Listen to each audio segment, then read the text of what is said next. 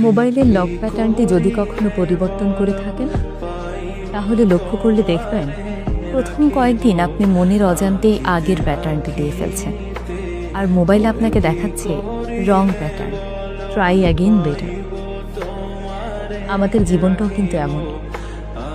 আমাদের জীবনে যখনই কোনো পরিবর্তন আসে, যখনই আমরা কাউকে ছাড়া বাঁচতে শিখি, তখন সবাই একটু হলেও হোঁচট খায়।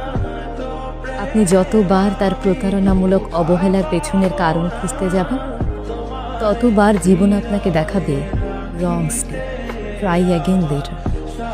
তার মানে হলো আপনি ভুল মানুষের দিকে ভুলভাবে এগোচ্ছেন, আর ভুল মানুষের কাছ থেকে প্রতারণা, অবহেলা ছাড়া কিছুই পাবেন না। প্রিয় মানুষকে ছাড়া বেঁচে থাকা কষ্টকর, অসম্ভব নয়। আপনি ধৈর্য ধরে সহ্য করে এগিয়ে যান। কোনো ক্লু খুঁজতে যাবেন না, খোঁজ নিতে যাবেন না সে কি করছে, কেন করছে। বরং এই সময়টাতে নীরব থেকে নিজেকে সময় দিন, নিজেকে গড়ে তুলুন। দেখবেন সময়ের আদলে সে কি করছে, কেন করছে সব জানতে পারবেন। কিন্তু সত্যি, তখন সেই কথাগুলো শোনার মতো ফালতু সময় আপনার থাকবে না।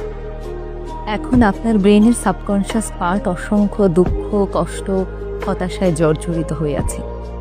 আর সেই মানুষটা আপনার এই দুর্বলতার সুযোগ নিয়ে বারবার আপনার ইমোশন নিয়ে খেলছে, কারণ সে ভালোভাবেই জেনে গিয়েছে আপনার দুর্বলতা কি কি। সত্যি কথা জেনে রাখুন, যে চলে যাবার সে যে কোনো বাহানা দিয়ে চলে যাবে। তার সঙ্গে আপনার এখন মিলছে না, আপনি তার ছোট্ট একটা কথা শোনেননি, কিংবা স্বার্থ ফুরিয়েছে। আসল কথা হলো সে আপনার জীবনে থাকতে চায় না, এটাই তার শেষ কথা।